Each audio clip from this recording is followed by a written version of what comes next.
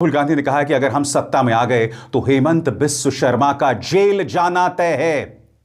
मगर सबसे पहले सुनिए हेमंत बिस्व शर्मा ने किस तरह से तमाम मर्यादाओं का उल्लंघन करते हुए राहुल गांधी को पागल बताया, जिसे मैं गाली मानता हूं। सुना जाए। वो पागल है, उसका क्रैक है, वो क्रैक पद है, पागल है। बट पागल कोई भी बोल सकता है, वो तो पागल है। स्कोर कितना होगा? वो रजिस्टर्ड पागल है। आपका स्कोर कितना होगा? 90 से 100। 90 से 100। आपको समझना पड़ेगा दोस्तों कि हेमंत बिस्व शर्मा इस कदर बौखलाए हुए क्यों हैं। क्योंकि राहुल गांधी अपनी असम की चुनावी सभाओं में बहुत ही शातिराना अंदाज में हेमंत बिस्व शर्मा पर हमला कर रहे हैं।